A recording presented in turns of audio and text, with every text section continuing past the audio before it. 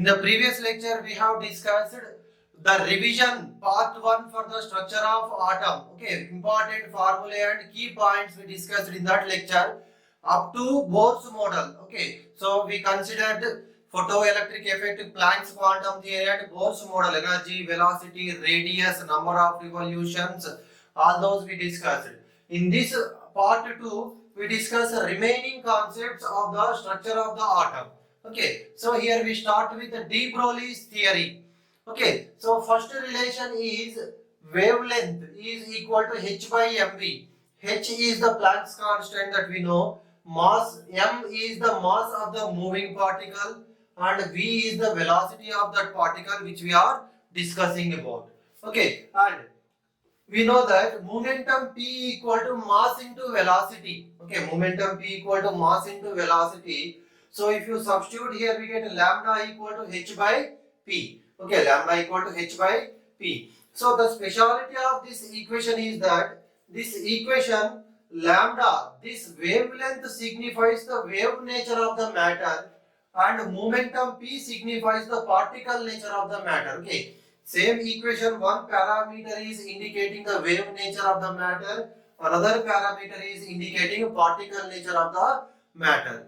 Okay, and also from the Bohr's theory and de Broglie's theory, we get another relation, that is 2 pi r equal to n lambda. Okay, this is the radius of the orbit, n is the principal quantum number and lambda is the wavelength. Okay, next here, lambda is equal to h by square root of 2m ke. Okay, m is the mass of the particle and ke is the kinetic energy of the particle which we are discussing. Okay, this is another formula we use to calculate the wavelength. See, depending upon the given information, wavelength can be calculated by utilizing different relations. Another most important and special relation here is that suppose if a charged particle, any charged particle, negatively charged or positively charged, no problem. If a charged particle is accelerated with a potential of V, then the kinetic energy is equal to E into V. E is the charge on that particle and V is the potential which we are applying. Okay, so if you substitute this in this relation, we get wavelength equal to h by square root of 2m into EV. Okay, next, for an electron, mass is fixed, right? For electron charge also we know that. If you substitute h value also we know. Okay, h, m and E of h is constant, mass of the electron we know that, the charge of the electron also we know that. So for an electron, direct relation is the 12.27 by square root of V into V angstroms.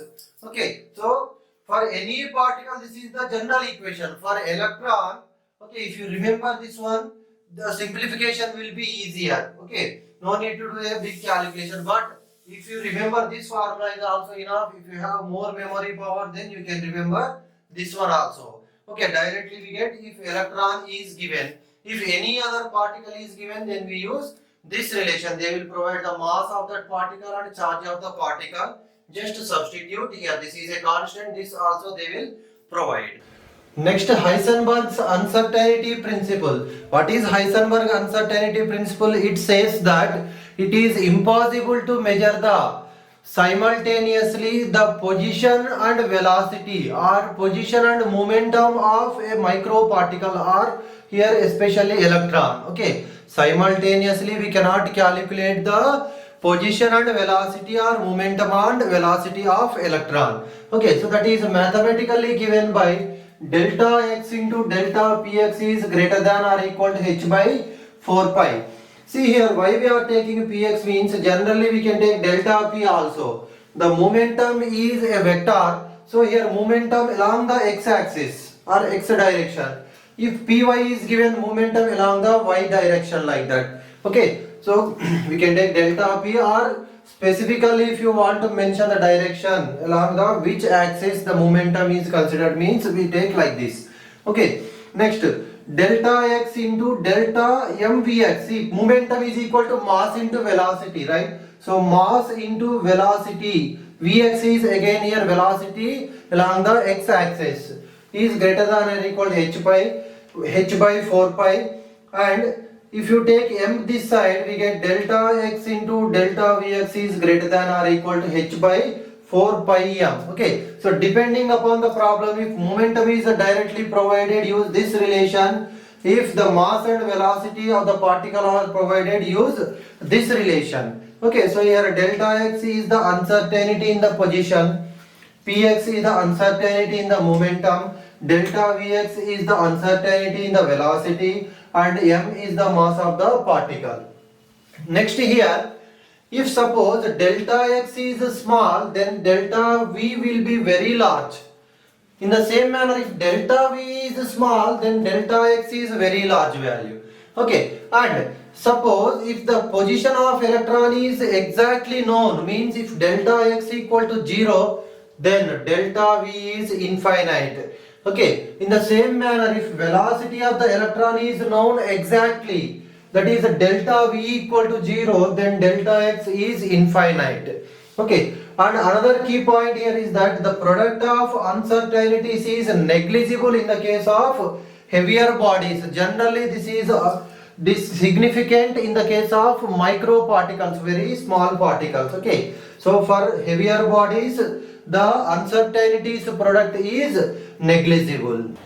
Next, Schrodinger wave equation. Okay, see here, this is the Schrodinger wave equation, dou square psi by dou x square plus dou square psi by dou y square plus dou square psi by dou z square plus 8 pi square m by h square into e minus v into psi equal to 0. Okay, so this is a very important, and here x, y, z we know that they are the Cartesian coordinates, and m is the mass of the electron, and this E is the total energy of the electron, and V is the potential energy of the electron, and psi is wave function.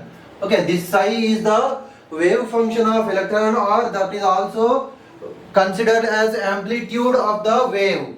Okay, amplitude of the wave. So here we have an important operator, that is the Laplacian operator del square, that is dou square psi by dou x square plus dou square psi by dou y square plus dou square psi by dou z square. So if you substitute this one in this equation, so finally we get dou square psi, because here psi is common, take it out, so we get del square psi plus 8 pi square m by h square into e minus v of psi equal to 0. Okay, and another thing, this Schrodinger equation can be written as h psi equal to e psi. This h is called as Hamiltonian operator or total energy operator. Important, h is Hamiltonian operator or total energy operator. Okay, so this is the h equation here, and this is the energy. Okay, energy, if you solve this one, we get the energies. Okay, so this is the wave function, this is the total energy or Hamiltonian operator. Okay, so this is about the Schrodinger wave equation, and see, this equation is important, and this is another form. This also can be written as like this. This is Hamiltonian operator. So properties of the wave function. See, this is very important. Direct questions were asked in the previous cases. Okay, so the psi must be continuous. Okay, the wave function which we chose, that must be continuous, not discontinuous, and psi must be finite. Means we should know its value. Okay, psi must be finite, and psi must be single valued. Okay, so three essential qualities are required for a wave function if you want to use in the Schrodinger wave equation. That is, psi must be continuous, psi must be finite, and psi must be single valued. If a wave function has all these qualities, that is called as well behaved wave function. Okay, well behaved wave function. Next, see here, another key point here is that the probability of finding electron overall space from minus infinity to plus infinity must be equal to 1. Okay, probability of finding electron overall space from minus infinity to plus infinity must be 1, that we write in this way. This is the expression for this. Okay, minus infinity to plus infinity. So we know that psi is the wave function and psi square is the probability of finding the electron. Okay, so clear? Next, let us see quantum numbers. First one is a principal quantum number denoted by n. Okay, we know that it is proposed by Niels Bohr. See, first thing, it determines size and energy of the orbital and main energy level to which electron belongs. Okay, so what is its significance? It will give information about size and energy. Okay, next, total number of allowed orbitals equal to n square. Total number of allowed orbitals equal to n square. In the first energy level 1 square, that is only s orbital is present. In the second energy level 2 square 4, s px py pz. See, sp df, they are actually sub levels. Okay, px py, p is the sub level. In the p sub level we have px py pz orbitals. Okay, clear? That is very important thing. So suppose n equal to 3 square 9. In the third energy level s px py pz 4 and 5 d orbitals. Okay, total 9, like that. Okay, next, number of electrons that can be present in an energy level equal to 2n square. Okay, the total number of electrons that can be present in a energy level equal to 2n square. See, on these two relations many times questions were asked in the different competitive exams. Okay, first energy level 2 into 1 square 2, 1s2, right? Next, second energy level 2 into 2 square, that is 8. 2 electrons in the 2s orbital and 6 electrons in the p sublevel. Yes or no? 2p sublevel. In px2, py2 and pz 2 electrons. Total 8, like that. Okay, next. Here azimuthal quantum number, or it is also considered as subsidiary quantum number, denoted by L, proposed by Sommerfeld. Okay, so here it determines the angular momentum of electron and defines the three-dimensional shape of the orbital. Okay, determines angular momentum of electron and three-dimensional shape of the orbital. Next thing, number of subshells in a principal shell equal to n. Yes or no? In the first energy level only s. In the second energy level only s and p 2. In the third energy level n equal to 3. S, p and d sublevels, like that. Okay, next, number of electrons that can be present in a given sublevel is equal to 4l plus 2. Number of electrons that can be present in a given sublevel equal to 4l plus 2. For example, s, for s l equal to 0, so 4 into 0 plus 2, 2. In a s sublevel we can have only 2 electrons. Next, suppose p, for p orbital l equal to 1, 4 into 1 plus 2, 2, 6. Total 6 electrons can be present in the p sublevel. In the same manner for d and f also. Okay, so number of electrons that can be present in a sublevel.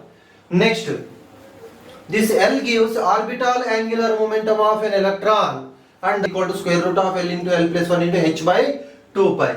Okay, if L equal to 0, that is s orbital, or for s orbital L equal to 0. For p orbital L equal to 1, for d orbital L equal to 2, for f orbital L equal to 3. Very, very important.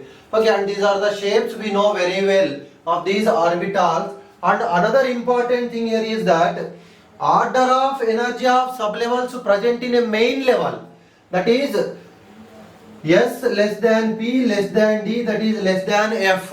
Okay, within the sublevel, suppose if you consider the fourth main energy level, we have 4s, 4p, 4d and 4f. Okay, so here generally s orbital has less energetic than p, that is less energetic than d, and then that is less energetic than f. Okay, this is applicable except for the hydrogen atom. In the hydrogen atom only we consider principal quantum number as the only criteria to determine the energy. Okay, that we discussed clearly in the that particular concept. Okay, this order is for except for the hydrogen atom. Okay, in the case of hydrogen atom only we consider n value to determine the energy. Next, magnetic quantum number denoted by ml. It gives information about the spatial orientation of orbitals with respect to a standard set of coordinate axes. Okay, gives about the spatial orientation, how they are oriented along the axis. Okay, next, possible values of ml ranges from minus L to plus L. Okay, suppose if L equal to 0, ml equal to 0. If L equal to 1, ml values are from minus 1 to plus 1. Okay, if L equal to 2, ml values are minus 2 to plus 2. Okay, next total number of ml values equal to 2l plus 1. Total number of ml values equal to 2l plus 1. Suppose if L equal to 0, ml has only one value, that is equal to 0, yes or no? Okay. Next, if L equal to 1, ml can have three values, that is minus 1, 0, plus 1. If L equal to 2, ml has five values, that is minus 2, minus 1, 0, plus 1, plus 2. Next, spin quantum number. This gives information about spin of the electron. Okay, and S can have only two values, that is plus 1 by 2 and minus 1 by 2. Next, the total spin of an atom is given by S is equal to n by 2. See, this small s gives the spin of electron, plus of or minus of, but this capital S, this S gives total spin of the atom, that is equal to n by 2. Here n is equal to number of unpaired electrons. Total spin S equal to n by 2. N is number of unpaired electrons. Very important. And another one, spin multiplicity M, that is equal to 2s plus 1. S is total spin. Okay. Spin multiplicity, that is singlet, doublet, triplet, that is spin multiplicity. And here see, if two electrons have same spin, that is plus 1 by 2 or minus 1 by 2, that is called as parallel spin arrangement. Okay, if two electrons have opposite spin like this, plus 1 by 2 minus 1 by 2 or minus 1 by 2 plus 1 by 2, this arrangement is called as a paired up spin arrangement. Okay, parallel spin arrangement, paired up spin arrangement. Next, another very important thing, many times direct questions are asked related to these points. So number of spherical nodes or number of radial nodes in an orbital is equal to n minus L minus 1. Okay, and number of nodal planes for an orbital equal to L. Okay, this is number of spherical nodes, this is number of nodal planes, and total number of nodes equal to n minus 1. Spherical nodes plus nodal planes will give the total number of nodes. Next one is that energy level diagram for hydrogen atom. So for hydrogen atom, to measure the energy of orbital, we consider only n value. L is negligible. Remember that L is negligible, so energy is determined only by n value. Okay, so we have 1s lowest energetic, and then in the second energy level we have 2s and 2p. Both have same energy because the principal quantum number is same. Okay, next in the third energy level we have 3s, 3p, 3d sublevels. All have same energy because n is same. Okay, if n is same for the orbitals like this, they have same energy. Okay, only here we should consider n value. But for the multi-electron atoms, we should consider both n value and L value that we discussed. That is, by using Bohr-Bury rule, we measure the energy of the orbitals. Okay, so here 1s least energetic. Next, in the second energy level we have 2s sublevel and 2p sublevel. Here 2s is slightly less energetic than 2p. In the third energy level we have 3s, 3p and 3d. 3p is slightly more energetic than 3s and 3d is more energetic than 3p. See here, in between 3p and 3d we have 4s, means 4s is less energetic than 3d. That is this is decided by using Bohr-Bury rule, that is based on the n plus L value that we discuss after this diagram. Okay, for hydrogen atom only consider n value. On this one also direct question is asked in the recent years. And here for multi-electron atoms we should consider both n value and L value. Next, n plus L rule. Okay, so this is applicable to all the atoms except hydrogen atom. Okay, that is for all multi-electron atoms. In the just now we have discussed that in the energy level diagram of hydrogen, only n value is the deciding factor of energy of the orbitals in the case of hydrogen atom. But other than hydrogen atoms, we should consider n plus L value. Okay, so lower the value of n plus L, less energy. Higher the value of n plus L, more energy. More n plus L value, more energy. Less n plus L value, less energy. Okay, that we discuss with an example. Suppose we have 4s and 3d. Okay, 4s and 3d. So here let us see n and l value, and here n plus l value. Okay, so n is 4. So no, this is a principal quantum number. For s orbital l equal to 0, so 4 plus 0, that is equal to 4. And for 3d, n value is 3, l value is equal to 2. For d orbital l equal to 2, just now we discussed. So n plus l is equal to 3 plus 2, that is equal to 5. So therefore here energy of 3d orbital is greater than that of energy of 4s orbital. Okay, clear? So very important. Clear? So electron first enters into the less energetic orbital. Okay, so that's why here we have to calculate the energy, that is nothing but the n plus l value. Okay, so suppose if there is a competition between these two, first electron goes to the less energetic 4s and then electron goes to the 3d after finishing this one. Okay, next, suppose if two orbitals have same n plus l value, okay, two orbitals have same n plus l value, then we should consider the n value. Okay, the orbital with less n value has less energy. For example, let us take 4p and 3d. Okay, 4p and 3d. So here same here also.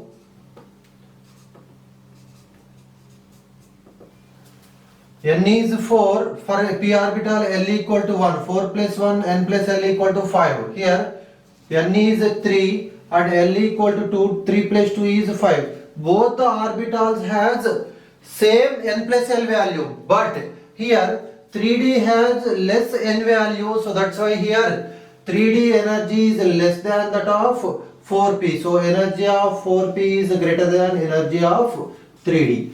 Okay, clear? Very important. This is the most fundamental thing to write the electron configurations. Okay, clear? So same n plus l value is more energetic, n plus l is less energetic. If n plus l is same, then we should consider the orbital with less value of n value, that is having less energy.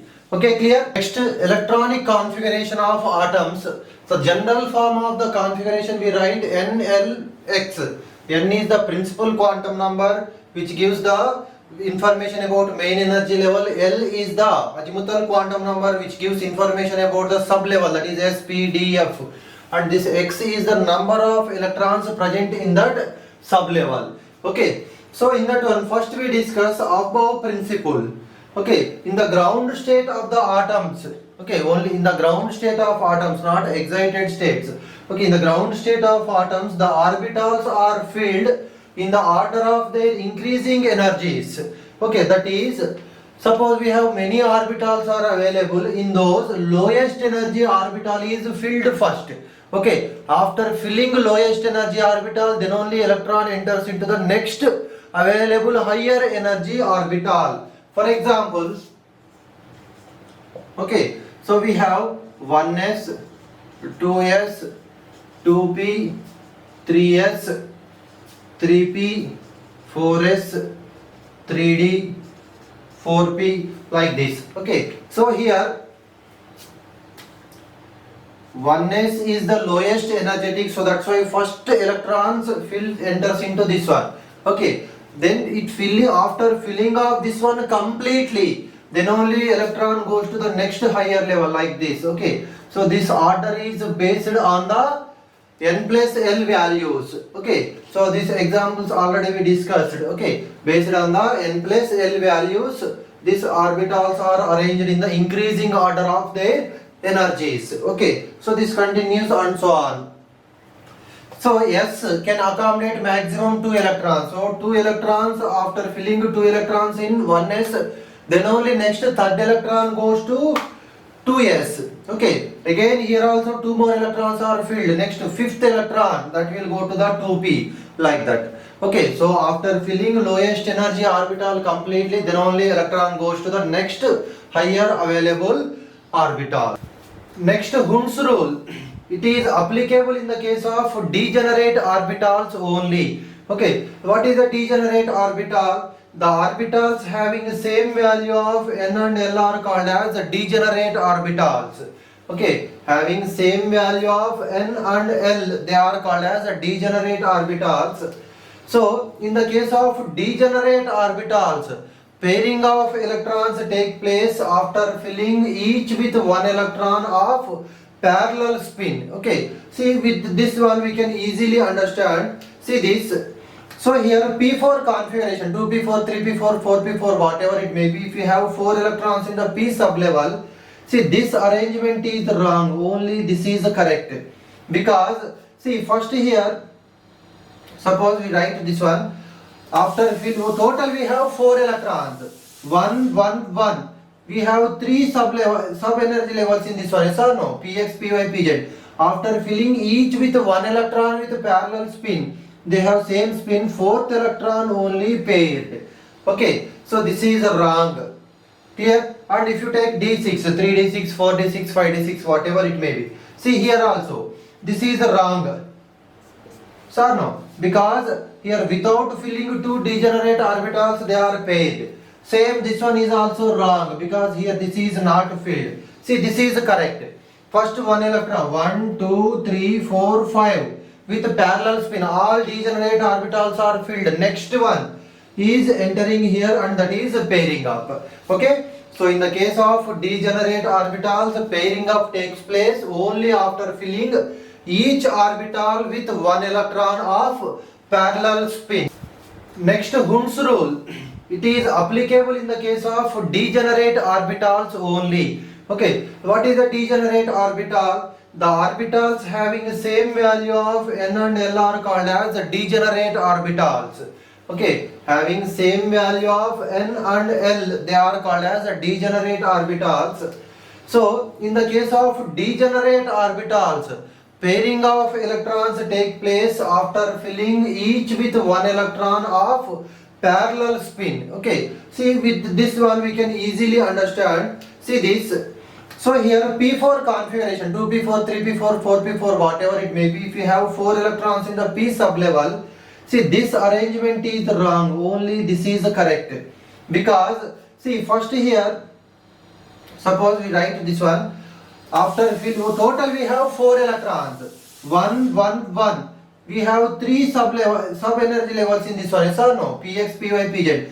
After filling each with one electron with parallel spin, they have same spin, 4th electron only paired. Okay, so this is wrong.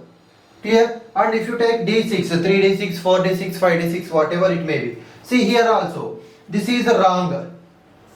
So no, because here without filling 2 degenerate orbitals, they are paired. Same, this one is also wrong, because here this is not filled. See, this is correct. First one electron, 1, 2, 3, 4, 5. With parallel spin, all degenerate orbitals are filled. Next one is entering here, and that is pairing up. Okay, so in the case of degenerate orbitals, pairing up takes place only after filling each orbital with one electron of parallel spin. Next, last one is Pauli's exclusion principle. See, according to this one, it states that no 2 electrons in an atom can have the same set of all 4 quantum numbers.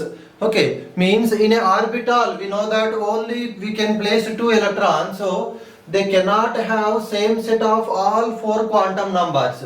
Okay, so the 2 electrons in a given orbital may have the same values of n, l and ml. Okay, principal azimuthal magnetic quantum numbers may be same, but definitely they differ in their s value. Okay, so finally it says that an orbital cannot accommodate more than 2 electrons. Okay, more than 2 electrons. For example, so if you take 1s2 configuration, we have 2 electrons. This is we are assuming first electron, it is a second electron. Okay, so for the first electron, 1s, n equal to 1, for s orbital l equal to 0 and ml is 0. S spin for this one is plus 1 by 2, and for second electron n is the same because that is present in first energy level and in the s sub level, so l is the same, ml is also 0. but s spin is minus 1 by 2.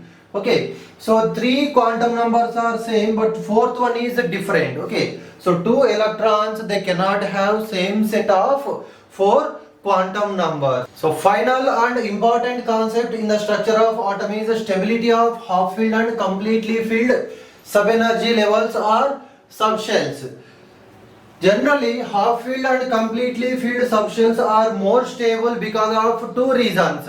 One is the symmetrical distribution of electrons, and second reason is exchange energy that we discuss after this, right? So generally we know that symmetry leads to stability. Okay, if something has symmetry, that is more stable. Okay, next, the half filled and completely filled subshells have symmetrical distribution of electrons in them, so that's why they are more stable than the orbitals with unsymmetrical distribution. Let us see, suppose P3, 3 electrons, symmetrical distribution, D5, 5 electrons, F7, 7 electrons, this is the symmetrical distribution, and this is half filled. Okay, half P3, D5, F7. Next, P6, D10, F14, they are completely filled arrangement. So here this is also symmetrical distribution, P6, D10 and F14. Okay, so half filled and completely filled subshells, they have symmetrical distribution of electrons, so that's why they are more stable. Okay, that is the reason why chromium and copper and some other elements in the periodic table, they show exceptional electronic configuration. The exchange energy. What is exchange energy? When two or more electrons with same spin are present in the degenerate orbitals. Two or more electrons with the same spin in the degenerate orbitals, then those electrons tend to exchange their positions. Okay, and the energy released due to this exchange is called as exchange energy. When electrons exchange their positions, what happens? Some energy is released, that is called as exchange energy. Greater is the exchange energy, more is the stability. So when more number of exchanges are possible, then exchange energy is more. Yes or no? More exchanges, more exchange energy, more stability. Remember that. Okay. See, for example, if you take D5 configuration, so we have 5 electrons, we are assuming as first electron, second electron, third, fourth and fifth electrons respectively. Suppose first electron can exchange its position with second electron like this, with the third electron 1 and 3 can exchange their position, means it will come here, this will go here, and 1 and 4, this goes to fourth position or this will come to first position, like that. So total 4 exchanges are possible for the first electron. For the second electron, 3 exchanges are possible. See, 2 to 5, 2 to 4 and 2 to 3. 3 exchanges are possible. Next, for the third electron, we have 2 exchanges are possible.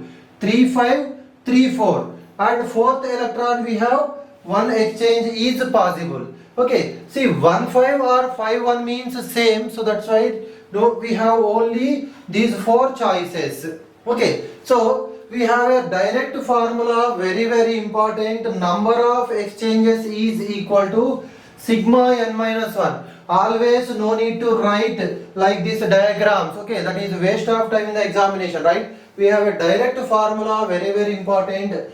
Number of exchanges equal to sigma n minus 1. Here n means number of electrons with the same spin. Okay, number of electrons with same spin. Most important thing here you should remember is that electron with the same spin only can exchange their positions. Remember that. Electrons with opposite spin cannot exchange their positions. Next, exchange energy is equal to n into n minus 1 by 2. Okay, what is n here? You should be very careful. The number of electrons having a parallel spin. Okay, so this is about the exchange energy. So we have discussed most of the important points and important formula in the structure of atom. So prepare well. In the next lectures, I will explain some important model problems related to energy, radius, velocity and all these things. Okay, thank you.